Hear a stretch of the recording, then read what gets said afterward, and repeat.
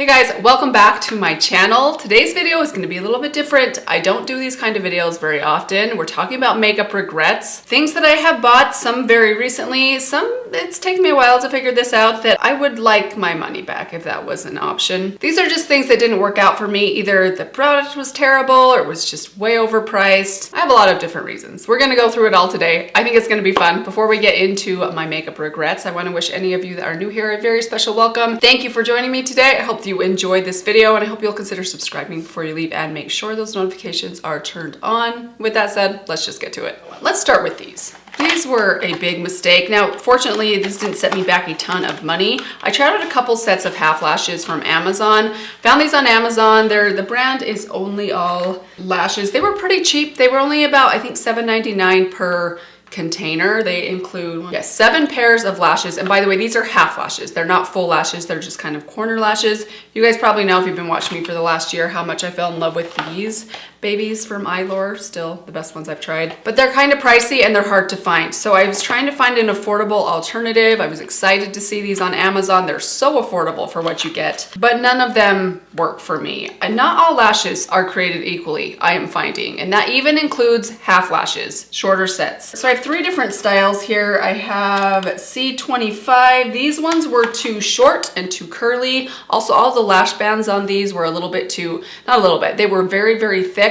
And when you look down, they have such a thick, clear band. It's kind of shiny, even though it's see-through. You can still see it on your lashes, and it just looked very unnatural. They weren't comfortable at all, and that's one of the things I love about the shorter sets of lashes, is they're more comfortable, so I can get away with wearing them. They don't bother my eyes. Also, I can apply them without too much trouble. These were much harder. They were not easy, and that goes for this set as well. These ones I thought were too long and also too thick. These were the C07s, and then these ones right here, the C03s, kind of the same thing. The lash band was too big, they were too thick, they just didn't work. They didn't work. I wish that they would have, because I would have loved to save the money, but I ended up going back to Amazon and finding another box of these and spending the $12 on the one box of lashes. I can rewear them like many times, probably like 10 times. Probably not supposed to do that, but I've been able to get away with it because I take good care of them. And I also don't wear them every single day. They're kind of just for special occasions or if I'm wanting to just look fancy. So yeah, those were a bit of a disappointment. Fortunately, they weren't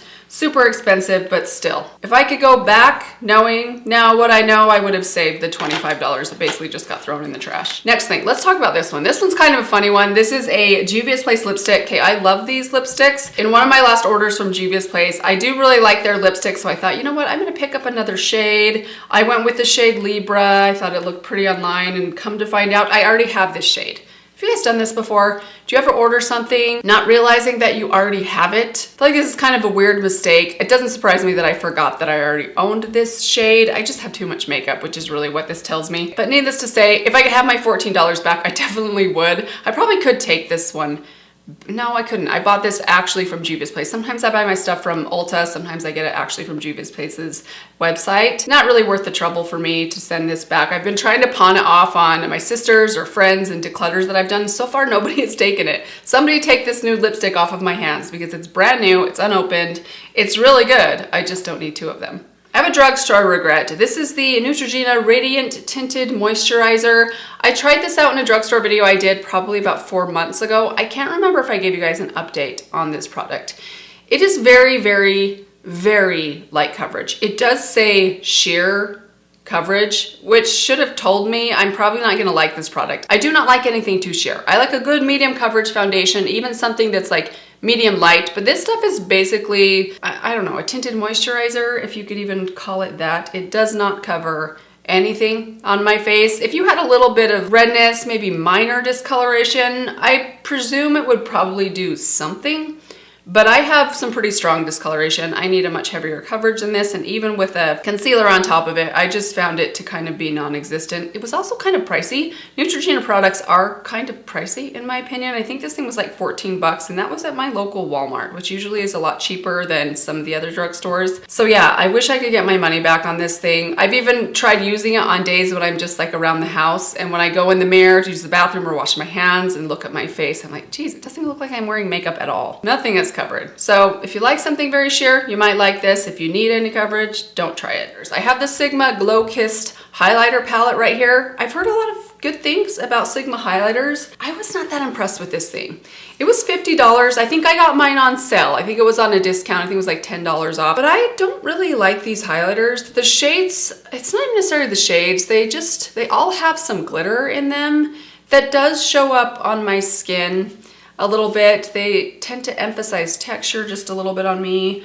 I don't know why. I've tried this several times. I pulled it back out thinking that I should like this, and I just don't love it. I have a lot of other highlighters, both high-end and drugstore, that I think are superior to this. I'm just not wild about this formula. It's kind of dry, and that's something I also felt this way about the Sigma eyeshadows, that their shimmers have kind of this dry feeling to them. They just don't quite look as nice. As far as the eyeshadows, they have kind of grown on me, but I still think their shimmer formula is not my favorite formulation to work with. And the highlighters I kind of feel are somewhat similar. They're very dry feeling on the skin. They're a little bit too glittery for me. I just don't love them. And a couple of the shades I found to be a little bit off. Like this one has too much yellow in it. This one's just a little bit too dark, which is not that big of a deal. I think when you're getting a highlighter palette, often some of the shades aren't going to be perfect for you. But even these 3 shades right here, or these 4, which I feel like shade-wise are perfect, I just didn't love how they looked on my skin. And considering this was a $50 palette, or worth $50 if I didn't get it on sale, that's a lot of money. Kind of wish I could go back in time. This one pains me. I have been trying my hardest to fall in love with this thing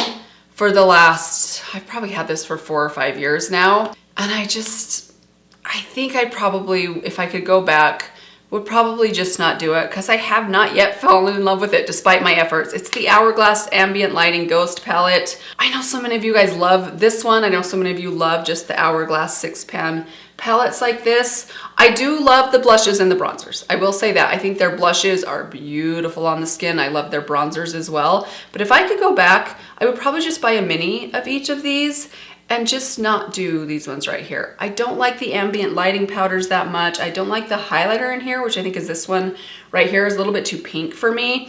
I just don't love it, and I should love it because this thing was so expensive. I think these are they $85? They're $85 or $90, either of which is way too much, especially if you don't absolutely love it. Now, if you love everything inside of here, I do think I would like it more, but I'm so on the fence with these 3 powders right here. I just don't really get the purpose of them. I just don't feel like they do anything for me. I don't really feel like they make my skin glow very much. They're not like anything better than just my Rimmel Stay Matte powder. I know that's probably blasphemous to some of you guys that really love these. I just can't get behind these. I don't get what the hype is about. Maybe as I continue to age and wrinkle over time, I'll start to get it, but I have yet to quite get it. And I just don't know that I would buy this again if I had the choice. I also had to mention this, the Natasha Denona My Dream Cheek Trio. I don't dislike this. I actually think it's pretty good. You get a cream highlighter in the middle, a powder highlighter right here, and then a cream blush. I like the formulas of all of these. I just don't reach for this thing very often. I pulled it out a few times into some different Shop My Stashes. I've only had it for about 6 months or so, but I just don't use it very often. I don't think it's exceptional. The packaging of this is exceptional. It is absolutely beautiful, as are most Natasha Denona products, but I just don't think it's worth the price that I paid for it. I have other things that I like a little bit more. The shades aren't bad, but they're not anything to write home about. Again, this might just be one of those situations where I have so much makeup now, it's really hard for things to just stand out and impress me. But considering I paid quite a bit of money for this thing, it should stand out and impress me. So if I could go back, I might not have bought this. I would have just stuck with the eyeshadow palette, which I do think was worth it. Speaking of eyeshadow palettes, got just a couple of regrets for you guys. These are more recent purchases that I've had since the beginning of 2023. Now this kind of pains me a little bit. There are things about each of these 3 palettes that I like, but all of them had kind of a flaw, and I think if I could go back and save the money, I probably would have just passed over these ones. Let's start with this one, the Huda Beauty Matte Warm Obsessions palette. I do like this palette. I love the Huda Beauty formula. I was wildly excited about the release of these palettes because I love her matte formula so much, and hearing that there was going to be a cream shadow in these really excited me because that's kind of a new formula for her, at least in these 9-pan palettes. Now, I do like the cream formula. I do really like the cool toned one. I like that one a lot better than this one.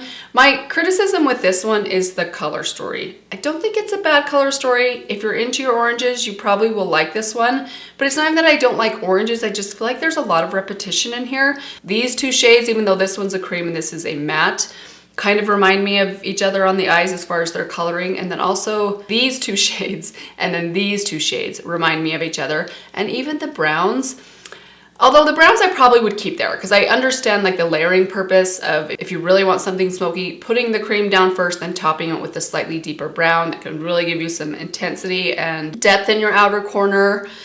But I just feel like the repetition of some of these colors kind of frustrates me. There's 9 shades in here, and I would have liked to see a little bit more variation in the color story. Because really, these two shades, I mean, swatched next to each other, you will see subtle differences, but on the eyes, they look almost identical. I've kind of dipped into this palette using one or the other to see if there's a difference, and I don't see much of a difference at all. So that's my criticism with this one. Plus, it is quite warm. Like, this is a warm palette. I like my warm shadows, don't get me wrong. In fact, I think probably I generally lean a little bit more warm than I do cool, but these are really warm. I mean, they're orangey warm, and I kind of have to be in a certain kind of mood to pull for an orangey toned eyeshadow look. And I almost wish there was just a little bit more neutral inside here. Again, I feel like not eliminating, but swapping out some of the repetition might have helped with that a little bit, but that's just my criticism. If I could go back, I probably would just have got the cool tone palette and passed over the warm. Next up, I'm gonna mention the Pat McGrath mini eyeshadow palette. This is the Sublime Smoke palette.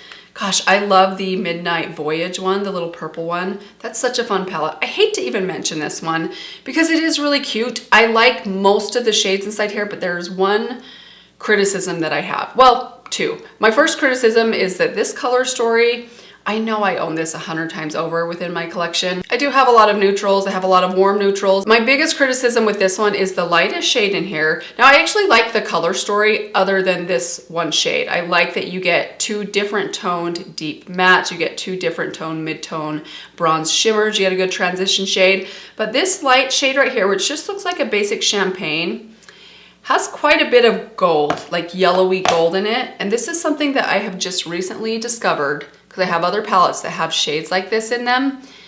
I don't like a champagne that has too much yellow in it on the inner part of my lid. I just don't think it looks good on me. I don't mind wearing a yellow toned eye look or eyeshadow, but I generally like to keep my yellows like on my outer crease or on my outer corner. I don't like that yellow tone to be pulled all the way into my inner corner. I just think it doesn't look good with my skin tone. Now, I'm sure that's gonna be different if you have a different skin tone or if you really like your yellow toned golds. Probably a ton of people that would really love this shade, but for me, I've just discovered that these kind of shades don't look that good on me, even though it's nice and bright. I wish it was just a true champagne that didn't have that yellowy kind of reflect to it. Kind of seems like a minor criticism, but it is something that has kept me from really loving every eye look that I've gotten out of this. I love them all the way up to the point where I put this shade on my inner corner. And even though the formula is beautiful, the shade's just a little bit off for me. So if I could go back, I probably would just have saved the $29. Quite a bit of money for this tiny little palette. As cute as it is, I likely won't end up reaching for this very often. Last product, also an eyeshadow palette, and sadly also from Pat McGrath, which I hate to do this because I just really love Pat McGrath's eyeshadows so much. But that would be the Pat McGrath Mothership eyeshadow palette. This is from her Love collection. This one is the Iconic Infatuation. It's the berry toned one.